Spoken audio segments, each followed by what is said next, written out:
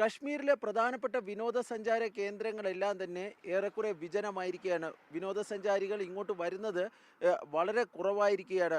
പ്രത്യേകിച്ച് ഇന്നലെ ജമ്മു കശ്മീർ സർക്കാർ ഈ 48 വിനോദസഞ്ചാര കേന്ദ്രങ്ങൾക്ക്, അതായത് റിസോർട്ടുകൾ ഉൾപ്പെടെ 48 വിനോദസഞ്ചാര കേന്ദ്രങ്ങൾ അടച്ചിരുന്നു. ഇതേ തുടർന്ന് ഇങ്ങോട്ടേക്ക് വരുന്ന സഞ്ചാരികളുടെ എണ്ണം വളരെ കുറഞ്ഞിരിക്കുന്നു എന്നതാണ് യാഥാർത്ഥ്യം. ഈ നിയന്ത്രണങ്ങളില്ലാത്ത സ്ഥലങ്ങളിൽ പോലും ഇപ്പോൾ കാര്യമായ തോതിലുള്ള വിനോദസഞ്ചാരികളുടെ ഒഴുക്കൊന്നുമില്ല.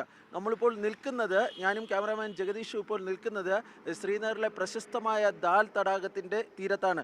എനിക്ക് പിന്നിൽ ദാ ഇങ്ങനെ കാണാം, ഈ ഷിക്കാരകളൊക്കെ ഇങ്ങനെ കൂട്ടിയിട്ടിരിക്കുകയാണ്. കാരണം സാധാരണഗതിയിൽ ഈ സമയത്തൊക്കെ, അതായത് ടൂറിസ്റ്റ് സീസണിൻ്റെ ഏറ്റവും വലിയ ഒരു സമയമാണ്, തിരക്ക് ഉണ്ടാകേണ്ട സമയമാണ്. ഈ സമയത്ത് ഷിക്കാരകളൊക്കെ തന്നെ ഇങ്ങനെ സഞ്ചാരികളില്ലാതെ ഇങ്ങനെ തീരത്ത് അടുപ്പിച്ച് ഇട്ടിരിക്കുന്ന കാഴ്ചകളാണ് നമുക്ക് കാണാൻ വേണ്ടി കഴിയുന്നത്.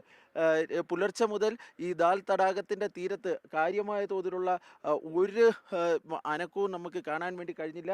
ദാൽ തടാകത്തിലേക്ക് നോക്കുകയാണെങ്കിൽ അങ്ങിങ്ങായി ചെറിയ ഒന്നോ രണ്ടോ ഷിക്കാരകളൊക്കെ പോകുന്നു. അത് വിനോദസഞ്ചാരികളല്ല, മറിച്ച് ഇവിടെ താമസിക്കുന്നവരുടെ യാത്രയ്ക്കായി പോകുന്ന ഈ ഷിക്കാരകളാണ് നമുക്ക് കാണാൻ വേണ്ടി കഴിയുന്നത്. കാരണം ദാലിൻ്റെ ഒരു ഭാഗത്ത് ഈ ആൾക്കാരുടെ ജനവാസ കേന്ദ്രമാണ്.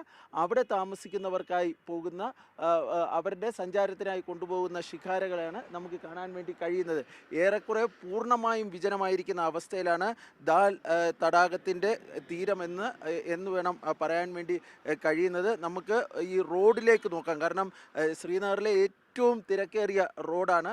ഈ കശ്മീർ സന്ദർശിക്കാൻ എത്തിയിട്ടുള്ളവർക്കൊക്കെ അറിയാം, രാവിലെയൊക്കെ ഈ ദാൽ തടാകത്തിൻ്റെ തീരത്തുള്ള റോഡ് എന്ന് പറഞ്ഞു കഴിഞ്ഞാൽ വലിയ തിരക്കാണ് അനുഭവപ്പെടുന്നത്. പക്ഷേ ഇതാ ആ റോഡിൻ്റെ ഇപ്പോഴത്തെ അവസ്ഥ നോക്കുക. കാര്യമായ തോതിലുള്ള സഞ്ചാരികൾ ഇല്ല, വിരലിലെണ്ണാവുന്ന വാഹനങ്ങൾ മാത്രമാണ് അത് ഇപ്പോൾ ഇവിടെ ഉള്ളത്. ഈ നേരത്തെ സുരക്ഷാ പരിശോധനയൊക്കെ ഈ മേഖലകളിൽ നടന്നിരുന്നു.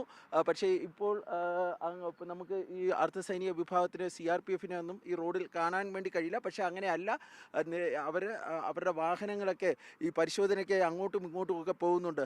ഏറ്റവും ആശ്ചര്യപ്പെടുത്തുന്ന കാര്യം, നിയന്ത്രണങ്ങളില്ലാത്ത ജമ്മു കാശ്മീരിലെ വിനോദസഞ്ചാര കേന്ദ്രങ്ങളിൽ പോലും ഇപ്പോൾ തിരക്കില്ല എന്നതാണ്.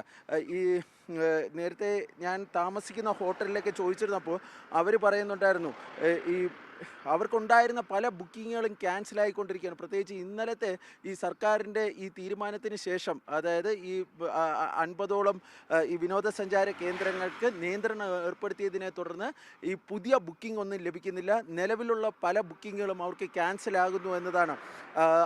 ഈ ജമ്മു കാശ്മീരിൻ്റെ സാമ്പത്തിക വ്യവസ്ഥയിൽ ഏറ്റവും നിർണായകമായ പങ്കാണ് ടൂറിസത്തിനുള്ളത്.